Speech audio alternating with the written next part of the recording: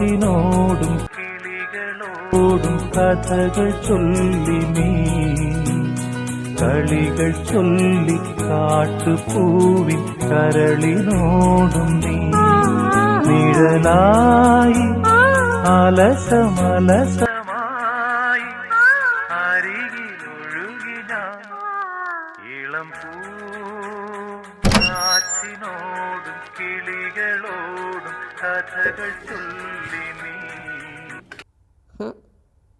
എവിടെ ചെങ്ങായി 2 ദിവസമായി ചെങ്ങായി വിളിച്ചത്.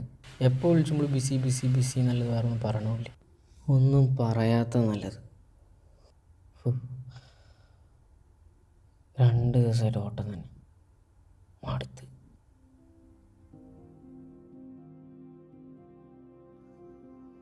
ഒന്നും പറയണ്ട മോനെ. മിനിയാന്ന് ടൗണിൽ പോയതാ. ടൗണിൽ പോണ വഴിക്ക് വളവിലടാ അതന്നെ അവിടെ ഒരു 2 വലിയ കുഴിയുണ്ട് റോട്ടിൽ. നല്ല മഴ. ഫ്രണ്ടിലുള്ള ഒന്നും എനിക്ക് കാണാനും പറ്റണില്ല. നേരെ ആ കുഴിയിലാണ്ട് വീണു. സ്കൂട്ടറിൻ്റെ ഷോക്ക് അബ്സറും പോയി, ടയറും ബെൻഡായി. അതിൽ കൂടുതൽ എന്തെങ്കിലും വേണം. 5000 രൂപ അപ്പം തന്നെ എൻ്റെ അടുത്ത് നിന്നായതുകൊണ്ട് അച്ഛനോടൊന്നും പറയാനും പറ്റില്ല.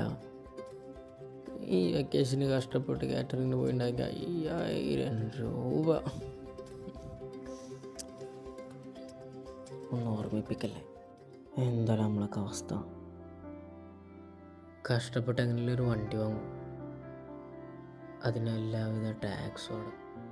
എന്നിട്ട് അവസരം നമുക്ക് തിരിച്ചിട്ടുന്നതോ ഇങ്ങനത്തെ ഒരവസ്ഥ. നമ്മളെന്ത് ചെയ്യാനടാ? എവിടുത്തെ കാര്യങ്ങളൊക്കെ ഇങ്ങനെയല്ലേ. അവർ പറയും, നമ്മളെ കേൾക്കും. തല ഉയർത്തിയ പിന്നെ നിന്റെ കാര്യം കഴിഞ്ഞു. രാജാവിന് അജ്ഞനാണെങ്കിൽ അത് വിളിച്ച് പറഞ്ഞ പോരെ. തലയുയർത്തി ശബ്ദിക്കുന്നവന് തലയിറക്കാൻ നിന്നാ പിന്നെ അതിനെ നേരം കാണും. നാവിന് ബലമുള്ളിടത്തോളം കാലം ഒരു നായിൻ്റെ അനീതിക്ക് മുട്ട് നിൽക്കാനാവില്ല. ഊമയായി മടുത്തിലടാ. ഇനി നമ്മൾ പറയും, അവർ കേൾക്കട്ടെ.